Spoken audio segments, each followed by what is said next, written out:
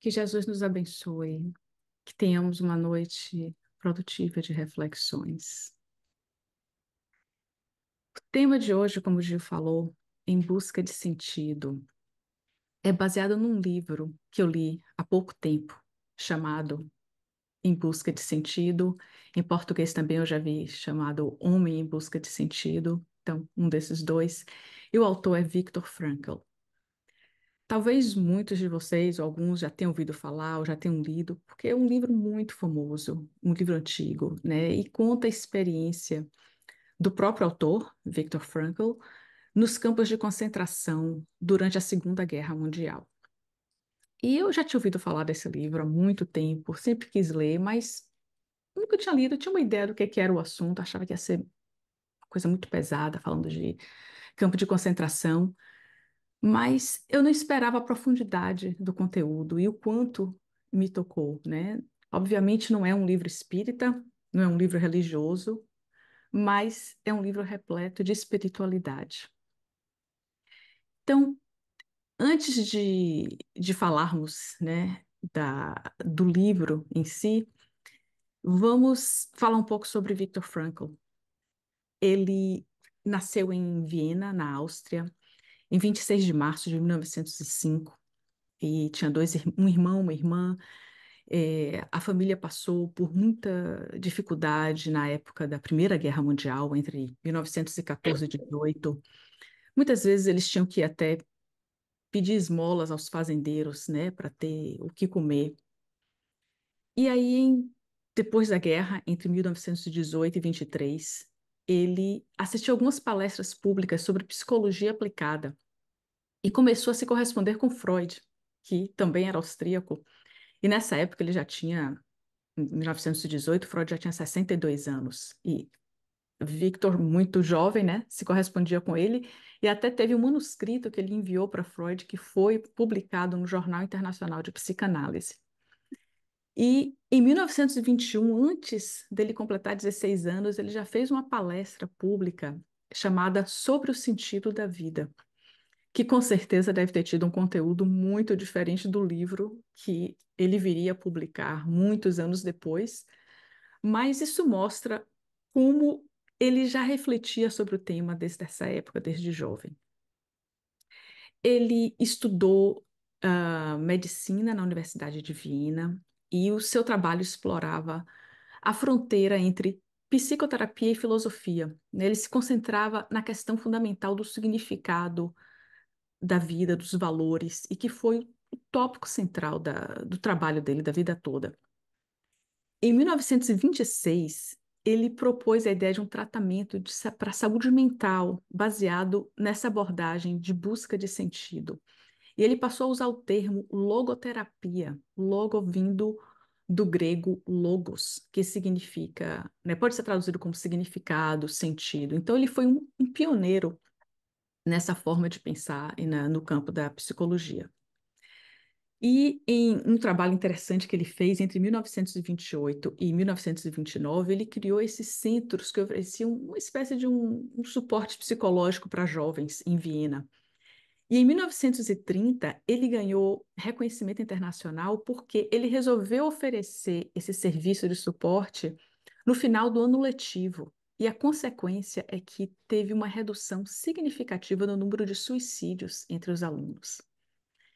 Então, ele passou a ser conhecido por causa desse trabalho, né? Ele chegou a criar um curso até chamado de higiene mental. E depois de formado em medicina, ele começou a trabalhar no hospital neurológico em Viena. Mais tarde se tornou chefe do chamado Pavilhão de Suicídios para Mulheres, isso já em outro hospital. E ele via mais ou menos 3.000 pacientes por ano entre 1934 e 1937. E aí, em 37, ele resolve abrir um consultório particular, trabalhando como neurologista e psiquiatra. Mas pouco tempo depois, já em 38, início de 38, teve a anexação da Áustria, né, por causa do nazismo. E muitas restrições foram impostas aos médicos judeus. Ele aí nem podia mais dizer que ele era médico. Ele tinha que dizer que ele era um profissional especializado. E ele passou a trabalhar da casa dos pais dele, né? Ele não perdeu o consultório dele, teve que fechar. Mas já nessa época, né, já era mais perigoso para os judeus, mas ainda assim ele conseguiu trabalhar em 1940, né? A Segunda Guerra Mundial começou em 1939, mas em 1940 ele ainda trabalhava como diretor do departamento neurológico em um hospital e que tinha uma clínica para pacientes judeus. E nessa época, ele fazia diagnósticos falsos, às vezes, para impedir a eutanásia de pacientes com doenças mentais. Ele colocava a própria vida em risco por causa disso, né? Porque ele estava, na verdade, sabotando os procedimentos nazistas. E a situação estava cada vez mais perigosa, né, para os judeus naquela época. E ele conseguiu, né, um convite, porque ele recebeu um convite para ter um visto, né, para ir ao consulado americano e ter um visto de imigração para os Estados Unidos, que ele acabou não indo. Os pais, na verdade, ficaram felizes porque esperavam que ele fosse escapar daquele perigo, né, na Áustria, mas ele hesitou porque ele se perguntava como é que ele poderia se dar o luxo de deixar os pais sozinhos para enfrentar o destino que ia ser mais cedo ou mais tarde de ir para um campo de concentração ou para um campo de extermínio, como eles chamavam na época, né? Ele se questionava onde estava a responsabilidade. Será que ele deveria ir para um outro país, ficar em segurança, e trabalhar naquele projeto dele da logoterapia, onde ele podia escrever os livros que ele queria, ou ele deveria ficar com os pais e cuidar dos pais, fazer o possível para proteger os pais? E ele não conseguia tomar uma decisão. Como ele diz no livro, era o tipo de dilema que fez ele pensar que ele queria um sinal dos céus, um sinal de Deus, porque ele não sabia o que fazer. E nesse momento, ele viu que tinha um pedaço de mármore que estava na mesa, numa mesa na casa deles. E ele perguntou ao pai o que era aquilo, né? O pai perguntou que era um pedaço que ele tinha encontrado no local onde tinha a maior sinagoga vienense, que tinha sido queimada 2 anos antes e era perto da casa deles. E o pai levou esse fragmento para casa porque fazia parte das tábuas na sinagoga onde estavam os 10 mandamentos, onde estavam escritos. E havia apenas uma letra hebraica escrita nesse fragmento. E o pai explicou que representava um dos mandamentos. Aí Franco perguntou, curioso, qual mandamento está representado aí?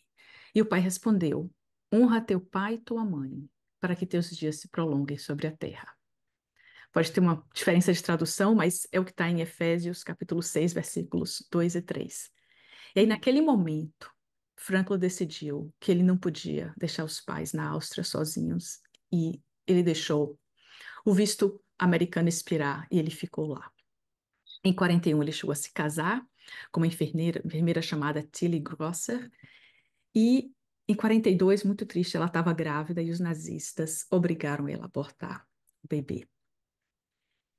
E aí, em setembro desse mesmo ano, 1942, Frankl e sua esposa e os seus pais foram presos e deportados para um campo de concentração no norte de Praga, República Tcheca hoje em dia, e eles foram para um campo chamado Terezin, não sei se é assim a pronúncia em português, e depois eles foram transportados, eles ficaram em Terezin até 1944, mas o pai dele morreu com 6 meses em que eles chegaram no campo, morreu de exaustão, foi o que diz no livro, ou melhor, no website dele. E depois eles foram transportados para Auschwitz-Birkenau. Quando chegou lá, a mãe dele já estava com 65 anos. Ela foi imediatamente assassinada na câmara de gás e a esposa, Tilly, foi transferida pouco depois para um campo chamado Bergen-Belsen. E depois de alguns dias, o próprio Frankl foi selecionado para ser transferido para um campo de trabalho. E aí ele foi para o que eles dizem que é o Kaufering e depois Türkenheim, os dois na Alemanha, campos subsidiários de Dachau. Então ele ficou bem pouco tempo em Auschwitz, mas não quer dizer que Auschwitz é o mais conhecido, né, para a gente, mas não quer dizer que os outros também a situação fosse nem um pouco melhor.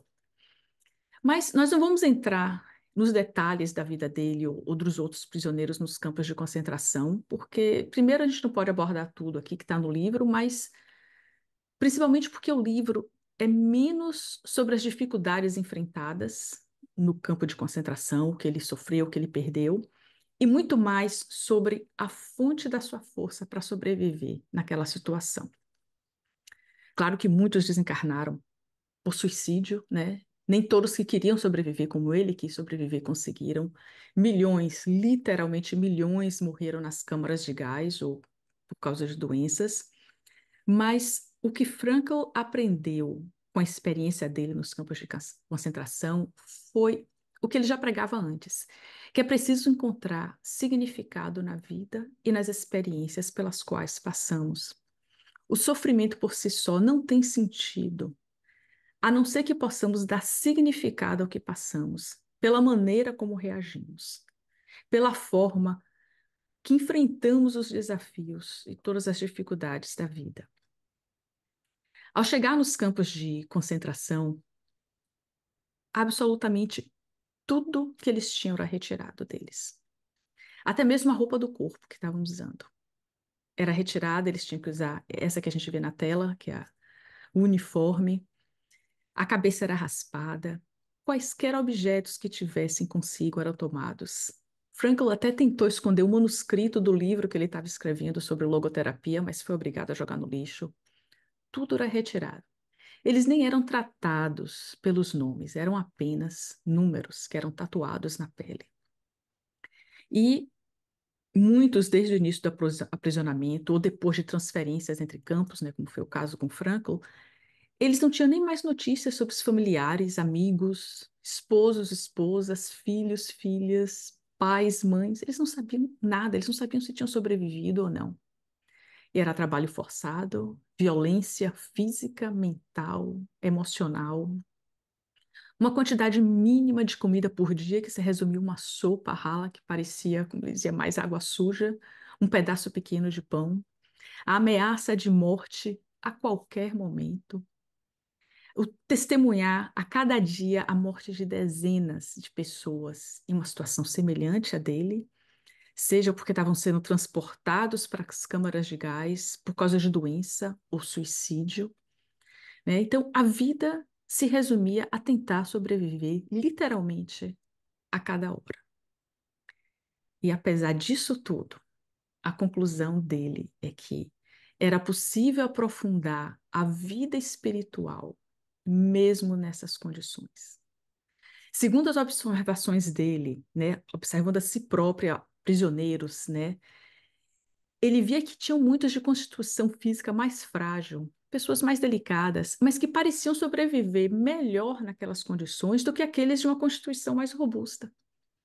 E ele acreditava que essas pessoas podiam, de alguma forma, se retirar daquele ambiente terrível para uma vida de uma riqueza interior, uma liberdade espiritual. Então, elas podem ter sofrido muita dor física, mas o dano para o seu eu interior foi menor. E ele exemplifica isso com a sua própria experiência, né? E é uma das partes mais belas do livro. Ele conta que uma vez ele e os outros prisioneiros do grupo estavam caminhando antes do nascer no sol, né? Como ele diz, tropeçando na escuridão, um local que tinha muitas pedras, muitas poças d'água. Era a única estrada que tinha que saía do campo e ia para as trincheiras onde eles trabalhavam. E os guardas que estavam acompanhando eles, né? Porque, claro, eles não podiam sair do campo de concentração sozinhos, gritavam, empurravam, davam coronhadas com os rifles, né? Quem tinha os pés muito doloridos acabava se apoiando um pouco no braço de quem estava do lado. E estavam todos praticamente em silêncio e com muito frio, né? Porque mesmo no inverno ninguém tinha casaco, tinha essa roupa aí que vocês ainda estão vendo e os invernos de lá não são como os invernos de Salvador. E aí, de repente, o homem que estava marchando junto dele, escondendo a boca no colarinho, né, que estava para cima, ele sussurrou: Se nossas esposas pudessem nos ver agora, espero que elas estejam melhor nos campos em que estão e que não saibam o que está acontecendo conosco. E aí esse comentário fez Frankl pensar na esposa dele, né? Ou seja, ele foi esse mergulho interior, apagar o que estava se passando ao redor dele. E quando isso aconteceu, né, eles já tinham, claro, já estavam separados, porque ela já tinha sido enviada para outro campo de concentração. E aí, apesar de não terem falado mais nada no caminho, né, segundo Frankl, eles sabiam, um sabia que o outro estava pensando na própria esposa. E aí, de vez em quando, ele olhava para o céu, estava começando a clarear essa altura, mas na mente dele, ele só via a imagem da esposa. Ele conseguia imaginar ela com uma precisão extraordinária, assim, com muita nitidez. Ele disse que conseguia ouvir a esposa respondendo às suas perguntas. Ele via o sorriso dela, via o olhar, e ele até disse que ela tinha um olhar franco, encorajador. E ele disse que, ele até diz no livro, o olhar dela era mais luminoso do que o sol que estava ameaçando, começando a nascer. Só que a essa altura, ele não sabia, mas a esposa já havia desencarnado. Então, na minha interpretação desse relato, né, e de outros, durante o livro em que ele descreve sentir a presença da esposa, é muito provável que ela realmente estivesse com ele, né? Mas nesse primeiro encontro, né, vamos assim chamar, Franklin compreendeu algo extremamente importante, que provavelmente mudou a sua forma de pensar nesse ponto. Eu vou ler como está no livro, e pode ser um pouco diferente da versão em português, caso alguém tenha, né, porque eu não tenho um livro em português, mas ele diz: um pensamento me paralisou. Pela primeira vez em minha vida, vi a verdade como é cantada por tantos poetas, proclamada como a sabedoria final por tantos pensadores. A verdade que o amor é a meta suprema e mais elevada a qual o homem pode aspirar. Então compreendi o significado do maior segredo que a poesia, o pensamento e a crença humana têm a transmitir. A salvação do homem é por meio do amor e no amor, né? Que foi o que Jesus pregou, né? Frankl diz que nesse momento ele compreendeu como é possível entrar num estado de êxtase, de felicidade suprema, de bem-aventurança, mesmo que seja por um breve momento, por causa do amor. Mesmo quando não se tem mais nada no mundo. Porque na contemplação da sua esposa, da sua amada, esse foi um sentimento dele. Ele percebeu que, mesmo em uma posição de total desolação, em que sua única conquista consistia em suportar os sofrimentos da forma correta, né, de uma forma honrosa, como ele diz, mesmo assim, alguém pode alcançar a realização por meio da contemplação amorosa da imagem de alguém que ama, né, aquela imagem que carrega dentro de si. E no caso dele era a esposa, né? Ou seja, foi uma convicção que ele teve naquele momento que o amor literalmente nos transforma. E ele diz que ele continuou tendo essa conversa interna com a esposa, que ele fazia perguntas, ouvia as respostas, ela também fazia perguntas, ele respondia. E aí que ele se lembrou que ele nem sabia se Tília ainda estava viva, né? Vamos que diríamos ainda encarnada, né? Porque viva ela estava e está. Mas o que ele também compreendeu com essa experiência é que o amor vai muito além da pessoa física, da pessoa que se ama. O amor encontra seu significado mais profundo no ser espiritual, no eu interior. E essa experiência abriu as portas para Frankl para uma intensificação dessa vida interior e ajudou ele a encontrar um refúgio contra o vazio e o desespero da situação em que ele se encontrava. E algo interessante que ele diz é que à medida que essa vida interior passou a ser mais intensa, ele passou a apreciar mais a beleza da natureza, nos raros momentos, né, que eles podiam contemplar um pôr do sol, por exemplo. Isso era algo que não só ele, né, fazia, mas os outros prisioneiros também. A contemplação da arte para eles era a contemplação da natureza, né? Quando nós às vezes nem paramos para olhar uma árvore, olhar o céu, olhar o sol, né?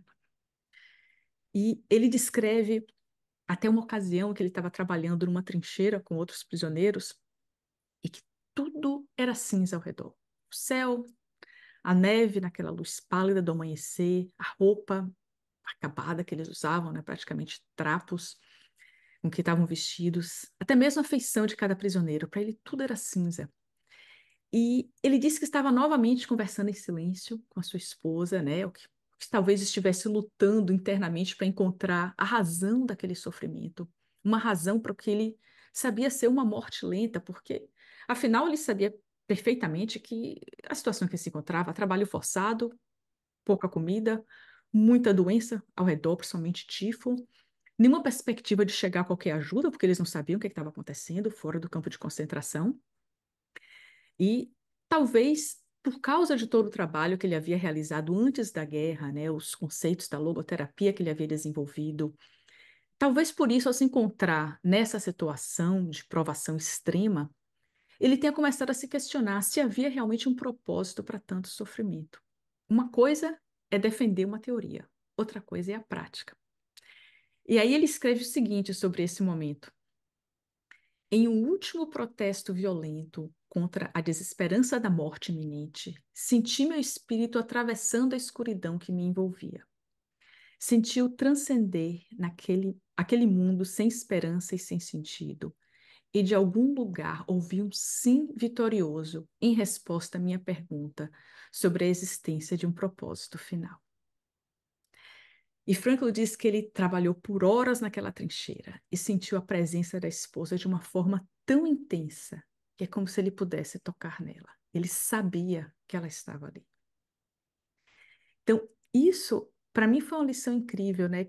Algo que nós sabemos, mas é interessante ver o exemplo em alguém passando por uma situação tão extrema.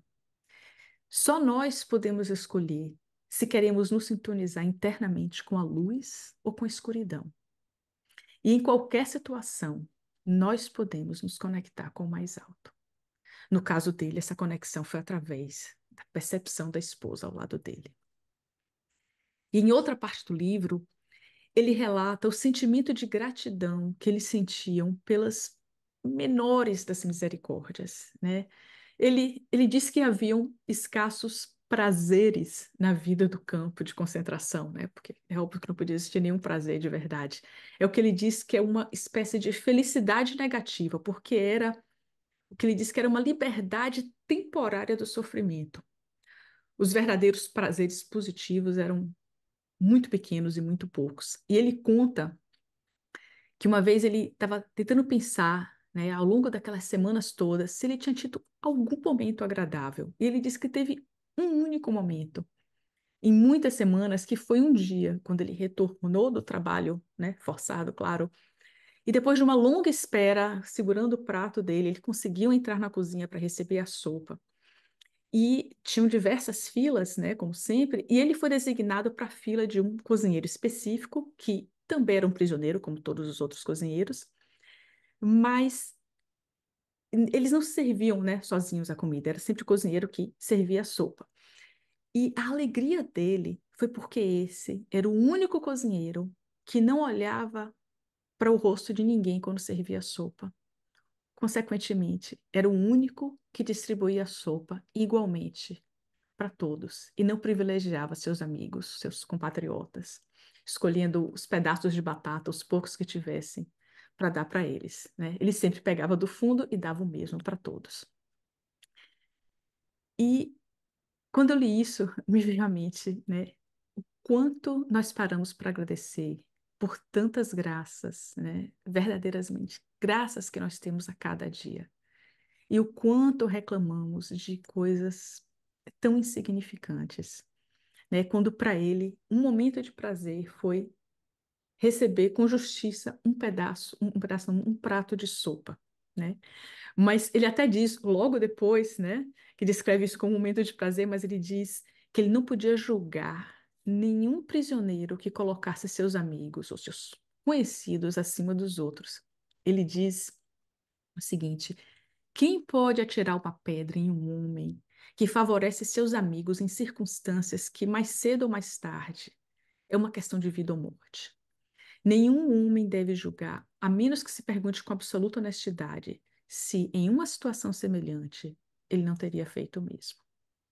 Usando as palavras de Jesus, não julgueis para que não sejais julgados.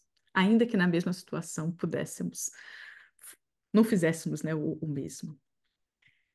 Então, Frankl afirma que, em sua experiência nos campos de concentração, assim como na observação, né, de outros prisioneiros, nós sempre temos a opção de como agir.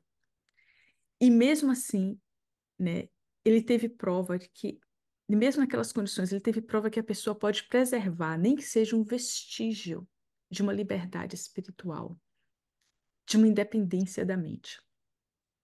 Né? Eu estou lendo várias partes do livro porque as palavras dele são muito melhores do que o que eu poderia falar, mas ah, essa outra passagem ele descreve um exemplo, né, dessa opção de como agir. Nós que vivemos em campos de concentração, podemos nos lembrar dos homens que andavam pelas cabanas consolando os outros, dando seu último pedaço de pão. Né? Olha o óbolo da viúva, o último pedaço de pão, sem saber que se teria outro. Eles podem ter sido poucos, mas são prova suficiente de que tudo pode ser tirado de um homem menos uma coisa, a última das liberdades humanas: escolher sua atitude em qualquer conjunto de circunstâncias, escolher seu próprio caminho. E se isso foi possível naquelas condições, o quanto mais não nos é possível no nosso dia a dia? Quais são as opções que eu faço a cada dia sobre as minhas ações? Quais são as minhas atitudes diante do que a vida me oferece? É algo para refletir. E ele continua dizendo: e sempre havia escolhas a fazer. Todos os dias, todas as horas, ofereciam a oportunidade de tomar uma decisão. Uma decisão que determinava se você se submeteria ou não aos poderes que ameaçavam roubar seu próprio eu, sua liberdade interior. Que determinava se você se tornaria ou não o joguete das circunstâncias, renunciando à liberdade e à dignidade para ser moldado na forma do típico detento. Porque, como ele diz, né, eram poucos os que agiam dessa forma, como esse homem que foi, né, que ia e dava o último pedaço de pão, né, esses poucos que existiam. Mas é a nossa decisão interior que determina o tipo de pessoa que nos tornamos mentalmente e espiritualmente. Né? Ainda se referindo a essas criaturas que deram exemplo de como agir, Franklin disse que eles foram dignos dos seus sofrimentos porque a forma como suportaram o sofrimento foi verdadeiramente uma conquista interior. E é essa liberdade espiritual que torna a vida significativa e com propósito, né? Porque ninguém pode tirar isso de ninguém. Né? E ele diz, né, um outro trecho que é interessante que eu copiei: a maneira pela qual um homem aceita seu destino e todo o sofrimento que ele acarreta, a maneira pela qual ele toma sua cruz, lhe dá ampla oportunidade, mesmo nas circunstâncias mais difíceis, de acrescentar o significado mais profundo à sua vida. Porque nós somos livres para fazer essa escolha de como vamos enfrentar o que a vida nos apresenta e o quanto queremos aprender no processo, né? Ele diz: em todos os lugares, o homem é confrontado com o destino, com a chance de alcançar algo por meio do seu próprio sofrimento. E ele testemunhou essa realidade, né? Ele viu com os próprios olhos que aqueles que foram perdendo o contato com o seu eu interno, com sua parte moral, com a parte espiritual, esses eventualmente acabavam sendo vítimas da influência degenerativa do campo. Acabavam se suicidando, né? Até estavam mais propensos a ficarem doentes, né? Quando muitos morreram assim, né? A pessoa, tipo, outro trecho, a pessoa poderia fazer dessas experiências uma vitória, transformando a vida em triunfo interior, ou poderia ignorar o desafio e simplesmente vegetar, como fazia a maioria dos prisioneiros. Ou seja, aqueles que perdiam a crença no futuro, eles perdiam a sua força espiritual, né? E ficavam sujeitos a essa decadência física, decadência mental. E Frankl atribui a sua sobrevivência a uma mudança fundamental na atitude dele em relação à vida. E era o que ele também tentava ensinar a outros prisioneiros que estivessem desesperados, né? Que àquela altura não importava o que eles esperavam da vida, e sim o que a vida esperava deles. Ao invés de se questionar sobre o significado da vida naquelas condições, perder a esperança, se entregar à morte, era preciso pensar que eles estavam sendo questionados pela vida a cada dia, a cada hora, né? Eles estavam sendo questionados e se eles estavam ali é porque tinham uma razão. E como isso se alinha com o que Jesus nos ensinou sobre carregar nossa própria cruz, né? Tomar responsabilidade pelas nossas obrigações. Devemos nos perguntar como estamos enfrentando nossas próprias lutas. Será que eu estou vegetando e esperando que tudo passe? Será que eu estou rezando para que conflitos ou provas se resolvam sem que eu precise trabalhar em mim mesmo? E ele diz que a nossa resposta deve consistir sempre em uma ação correta, em uma conduta correta. Um outro trecho que eu peguei, ele diz que, em última análise, a vida significa assumir a responsabilidade de encontrar a resposta certa para seus problemas e cumprir as tarefas que ela constantemente estabelece para cada indivíduo. Então, o que é que nós podemos aprender com essa experiência dele? Né? Que o meu objetivo não é deixar ninguém deprimido ao ouvir o relato da parte mais triste do campo de concentração, e sim de ver os nossos próprios desafios sob uma outra perspectiva.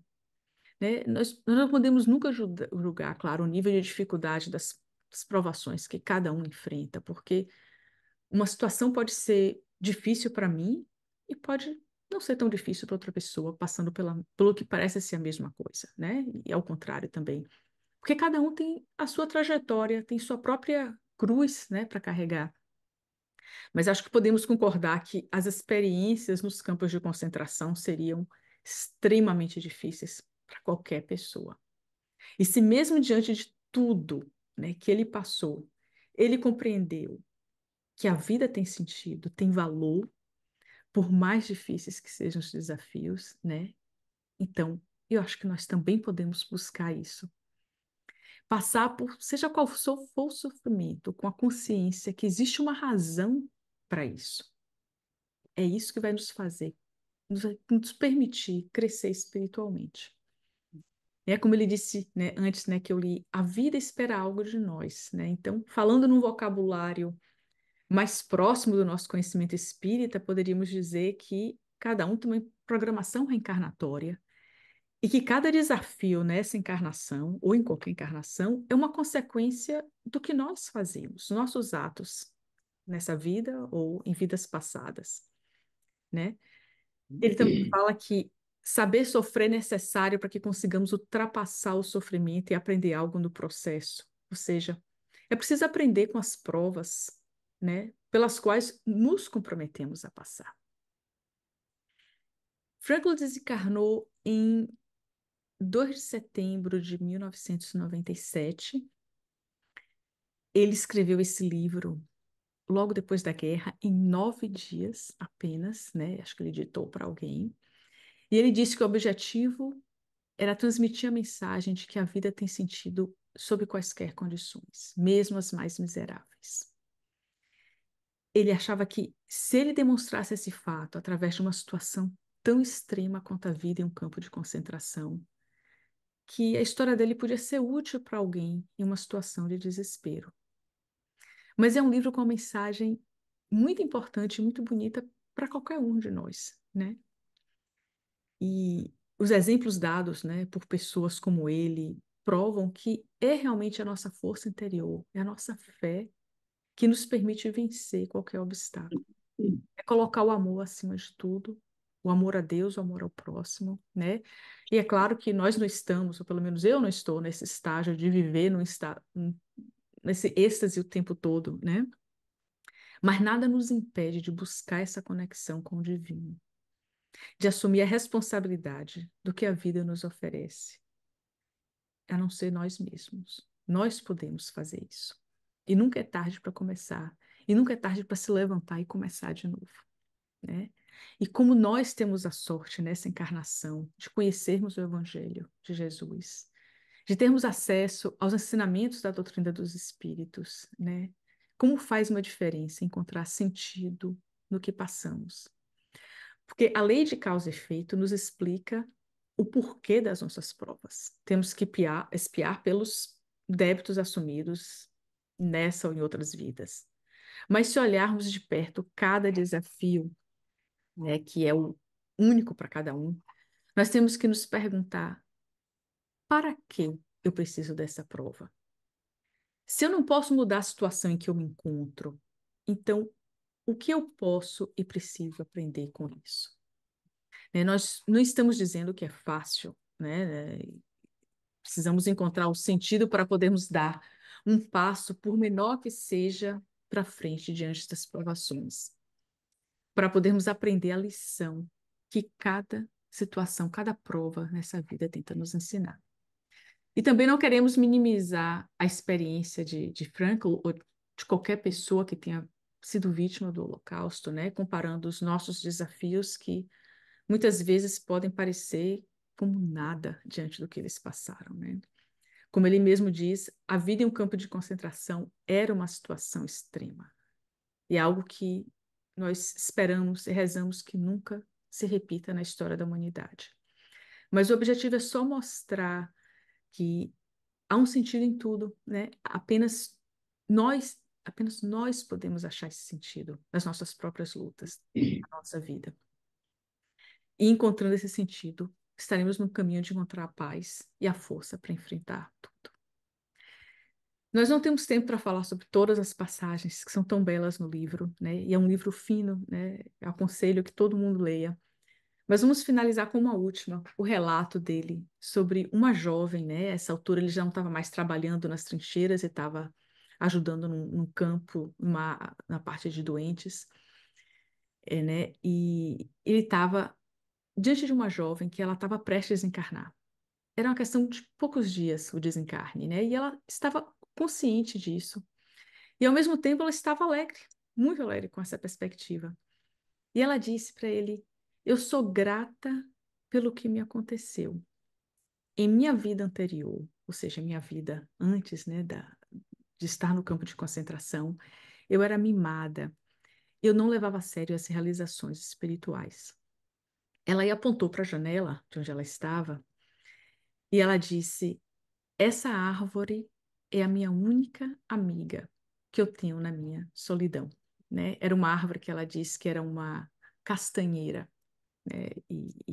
Mas ela só podia ver um galho, segundo ele, ela só via um galho com algumas flores. E ela aí disse: eu costumo conversar com essa árvore.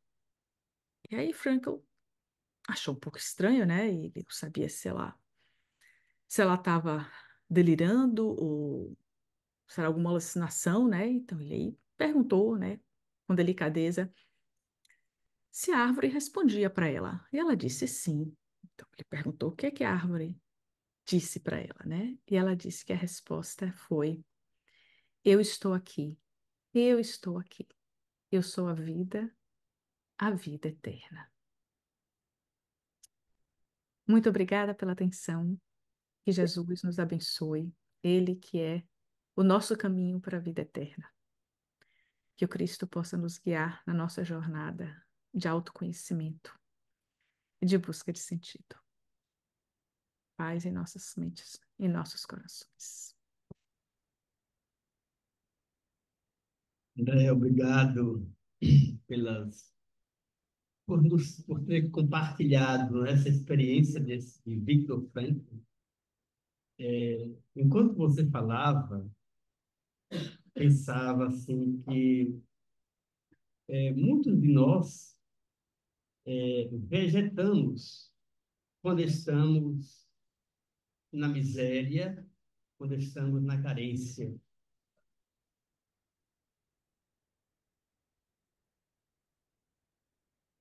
Isso. Muitos de nós vegetamos quando estamos numa situação de dificuldade. Mas muitos de nós também vegetamos quando estamos na opulência, quando estamos na fartura, e que não sabemos dar valor ao excesso que temos. Não sabemos dar a verdadeira, o verdadeiro destino, a verdadeira destinação. A experiência de Victor acho que para nós é de fato um exemplo, que nós temos muito e não sabemos aproveitar o muito que temos. E ele não tinha nada, nem mesmo a liberdade, e do nada produziu muito e deixou para nós, né, essa lição de persistência. E digo até, Andréa, lição de vida longa, porque 1905 para 1997 são 92 anos. 92 anos é boa parte desse tempo nessa situação extremamente adversa. Ou seja, ele era ideia, e é com certeza, não é uma pessoa de tamanha força interior, que essa força se refletiu na própria resistência que o corpo dele teve para enfrentar as adversidades. Seguramente a maioria de nós, numa situação semelhante a essa, eu teria desencarnado muito mais tempo, né? De depressão, de lamentação, de revolta, de descrença, e numa situação extremamente difícil, ele encontrou a força interior para escrever esta obra que eu vou adquirir, naturalmente, depois dessa indicação. Não conheço, mas vou comprar assim e vou ler. Né? E tomara que a experiência dele, o exemplo dele, possa servir também de experiência para muitos de nós aprendermos a encarar as dificuldades, por maiores sejam, e seguramente serão menores do que a dele, com otimismo, com significado interior, para assim podermos dar significância maior à nossa existência. Então, obrigado pelo compartilhamento da ideia. Vamos aqui, então, passar para o momento dos passos.